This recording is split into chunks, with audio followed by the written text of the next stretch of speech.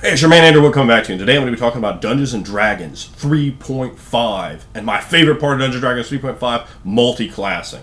Multiclassing in Dungeons and Dragons 3.5 is well-oiled, slick, and smooth. It links together like a bunch of Lego blocks, and damn, they aren't fun to play with. So it gives you options. Options are a wonderful thing, and it was a great, vast improvement in my estimation over the AD&D line and how they handled that.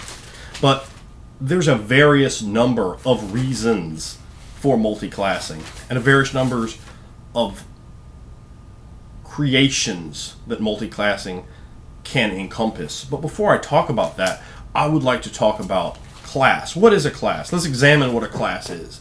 It is simply a collection of abilities in a static order. They're not wholly roads. They can be broken apart and played with and changed and altered, and we saw that in Advanced Dungeons and Dragons. Rangers, paladins, all they are is broken apart pieces of druids and clerics bolted on to fighters. That's all they are. And they can be bolted apart and changed in so many different ways to make it pop with new life and not be the same sad, stagnant thing over and over again. For the classes, what a level reflects is just where the game designer arbitrarily, in many cases, decided to spend the points. They have to spend the points somewhere, and they just happen to put that ability at level 2. They happen to choose this ability instead of that one to create a template. That's what classes are. They're templates. They're not necessity to examine how something must be put together. The fluff can always be added to anything with the mere adjustment of perhaps a few additional levels of another class, and that's where multiclassing becomes such a wonderful thing. I'm going to get into that a little bit later, but you have to have some degree of crunch. But we'll just roleplay it different. Just roleplay it different. Well, there needs to be a reason behind why you have this instead of that, why you can fight a little bit better, why you can cast some spells, why you have this background and how it manifests out through your character concepts. Sure, you can squeeze the blood out of a turnip and micromanage every second of it and try to squeeze out a character that's marginally more powerful, but the game itself doesn't allow for utter insanity right out of the base book in terms of what you're going to create. Perhaps when you start integrating other concepts out of other books, there's some more issues to talk about there.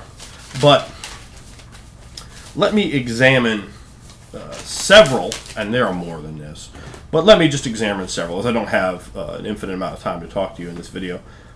Reasons for multiclassing. Now let me explain something about myself, and you'll see this in other videos. I am a form over function guy. I have the character up here. I want that same character right here on the paper, and then I want to enter that piece of paper into your imagination, your world you've created as a game master, and I want to kick some ass, or get my ass kicked, or whatever I want to do with that character in your imagination. But I want it to be the fruit of my imagination, not the, well, I guess that's not at all what I wanted to do, but I guess I could just do this. And that's all a lot of games, particularly older games, give you when you have that level of flexibility that multiclassing allows, that feats bring into the game. You can really put down what is in your mind onto the paper, and I love that. And I'm going to talk about that. First and foremost, that's concept. Concept is a wonderful thing. When you've created the character in your mind, and you go, here you go. Does he work? Yeah, and discuss with your game master. Come up, build ideas around, make sure game master supports and likes the character, can work with it. But once you have that, and your game master says, yeah, we're going to rock and roll with this, that concept might not be a fighter. He might be able to fight. He might be a holy man, but sometimes you have to mix things together, mix and match it up to make what he is. And to try to look at it from an easy way to look at it is a 20 level class spread. Now we talk about paladins. Paladin can't be changed, he has to be like this and that. Well, all right, first of all, let's say my paladin was a cut purse when he's a kid, and as a young teenager, he comes into, maybe just a little bit too late, into his paladin training. Well, he already has a level of rogue, so I'm a first level rogue, and now I'm starting to learn to be a paladin. Now I've got a whole new avenue, because all of a sudden it's like the paladin just strips off his armor and he just dances down that hallway and does some surveillance with his stealth levels, with his ability to just viciously backstab someone when that need arises, and you can tell a more of a story that way. It can be quite interesting. Now, also on the concept, I might be a holy warrior of the god of destruction. I am chaotic and neutral. I have the destruction domain. I am a paladin. I'm a paladin. It's same as that lawful good paladin prick in the player's handbook is. But I have 14 levels of fighter or barbarian and 6 of cleric. Now, that is just how the character is. Those are the powers that character has. Level, people, I say, some of you guys comments, you're looking at it wrong. The character has abilities, has powers. It is the character. You're doing it backwards.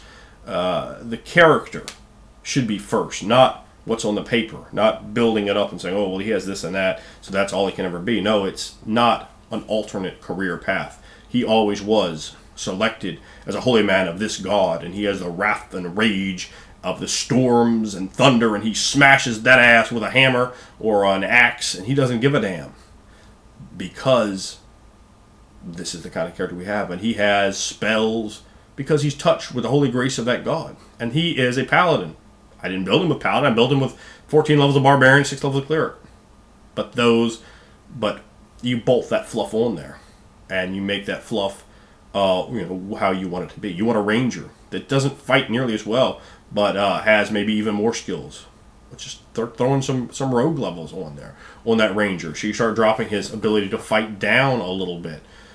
Or you put some bard levels on that ranger, and he's okay. Now he's just rustic wise man and has a lot of stuff going on there. Taking and adding a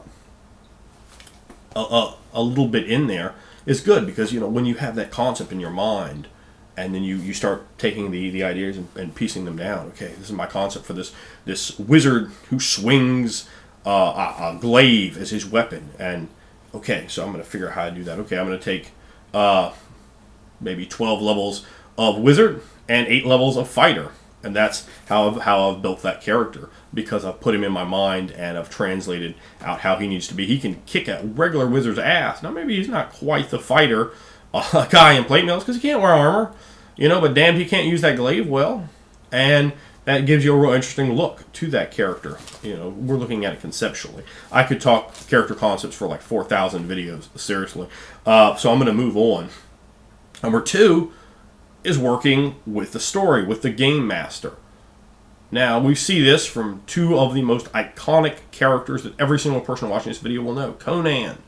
Conan is not a single class character. Just out of the D&D book alone, he is a barbarian fighter rogue.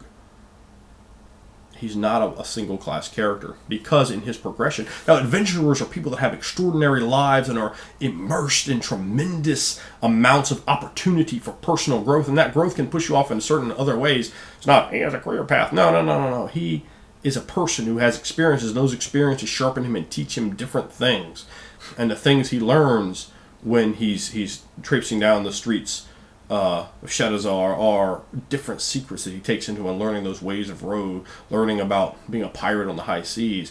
Or examine Darth Vader. Darth Vader is multi-class. He's a Fringer who eventually becomes a Dark Jedi, or eventually becomes a Jedi who eventually becomes a Sith. Those are 3 different classes right there Darth Vader has.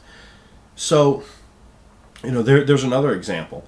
And that's, look at Darth Vader. That's a great idea. It's like I talked about the Paladin earlier. You can have that level of something that you did before you became, this really powerhouse individual, and you're like, well, that stuff doesn't even make sense together. And then you build a story, and you go, wow, that's cool, that's neat, that's different. It gives it more humanity, more interest. Adding excitement to the PC. Now, a lot of players, I've noticed in long-term games that last for multiple years, start getting bored with their characters. Like, I really regret these decisions. Now, if you're locked into a static system like Advanced Dungeons & Dragons, you made that dwarf fighter, and you're like, I can never do anything else. I can only ever be a dwarf fighter. Or you become full of religion. You can never gain cleric levels, even though you're like, man, he's so pious now. He's had these great, wonderful, cool experiences, but you can't add that, so it gets frustrating to the character. to the player. Now, when you add the excitement to that PC, that's going to allow certain people to be more invested in a character. They're not going to go, I want to play a different character. Let me put him off to the side, or even in some cases, even try to get their character killed so they can get another character because they're quite bored with it. I don't understand that philosophy. I make characters to excruciating detail and depth, and that's never happened to me. And I played characters for 7 years, seven-year stints, the longest I played a character. Love my characters, but I've seen it happen with multiple people in multiple different Game Masters games and very quality games where they're like, yeah, I love the game, but I'm just getting bored with my character. Adding some just extra stuff in there, a great way to help prevent that boredom. A new player. Sally's just started out. They say, hey, Sally, what do you race? I'm going to play half-elf. Sally goes, what class is the easiest? I've only kind of looked at the book. Play a fighter, Sally. Okay, so it's 3rd level now, 8 sessions later, and Sally has read the book. She's read it a couple times. Man, Sally's gotten into this book. Sally realized Sally doesn't like playing a fighter. So her character, Jeanette, what do we do about that? So she comes to Game Master, and instead of starting a whole new character over, you go, well, why don't you just have Jeanette start learning, you like magic? Well, why don't we just say that Jeanette sorcery powers begin to awaken in her, and then you bring that up, and you already have this fighting ability background. You like the character, I like the character, but I don't, and boom, she's off and running with that sorcerer character that has a more of a different, unique background, and that's something else to touch on. Sorcerers, the way that they're designed and explained in the 3.5 book, it almost doesn't make sense that it's not just an extra level that you throw into a class. It's like, okay, I'm a 19 level fighter build, but I got that one sorcerer level because I have that tiny fey blood or dragon blood or whatever blood inside me, and I can cast Charm Person. Yep, and I can cast Sleep too. Yeah, that's how I just got in here. I threw the sleep over your guards outside, and I charmed your assistant, and now we're gonna have that talk. Oh, I didn't know you could do that. Yeah, but I can because way down the line, my dad, was a dragon. So. Why do you need to have a sorcerer that's 20 levels? It doesn't make any sense. It could be just a few levels that you have added to your character sheet to unlock those abilities. And it keeps other players on their toes. If you're my player, I always like to have those tricks up my sleeve where people are like, I don't know what he's really going to do. And when the right moment arrives, I'm talking about producing my character, when the right moment comes and I produce that extra ability from those other classes that I might have, they go, oh, I had no idea you were that. And it keeps people thinking, man. When they're thinking, man, people are having a good time. And I try to do that as a player now, as a game master. I might have that, 10th level wizard also happens to have a level fighter, or he happens to have a level of cleric because he's very religious, or he happens to have a level of rogue and he has all these skills, and all of a sudden, he might just light you up with a sneak attack that you never saw coming. And having those little extra abilities, I love it about one extra level of something. It's like, okay, I got a 9th level wizard here, yeah. Well, let's throw a level of rogue on him. Let's change the story and see how he looks now. Ooh, look how much more interesting and original he is. The most important reason, in my estimation, to have multiclassing in your game is it makes the game more fun.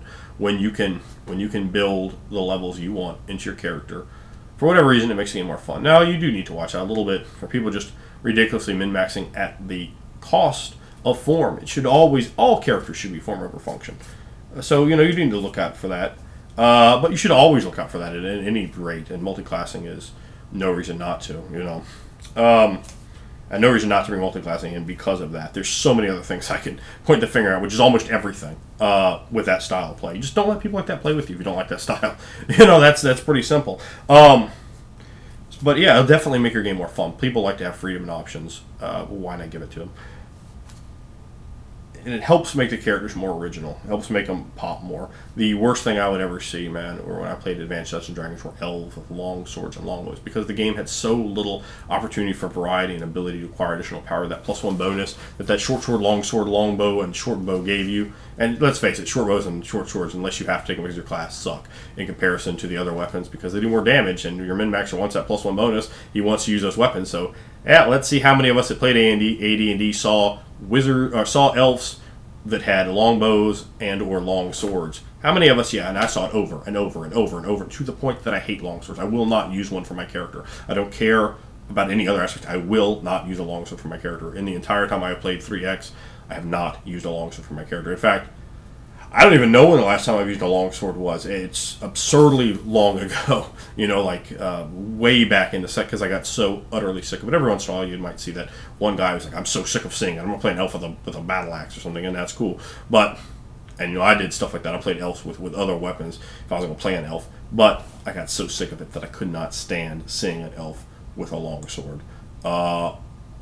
And my players, they know, man. They know you're not going to get a push out of me if you try to put a longsword in your character, because I was so sick of it. It's just so incredibly overdone in the game, particularly from that. I would see almost literally every single one popping out the box. If they weren't trying to make a Drist Organ clone, it was that kind of a deal for that bonus. And that is bland and as dry and as stagnant and nuts as it gets. And I don't like that, man. I want to see flavor and juice and wonderful, and the ability to produce what's in your head on the paper. That's what I want out of a game system. And 3.5 does that better than any other version of Dungeons & Dragons, because it allows you a toolkit to put together your ideas in a nice, easy format called your character sheet.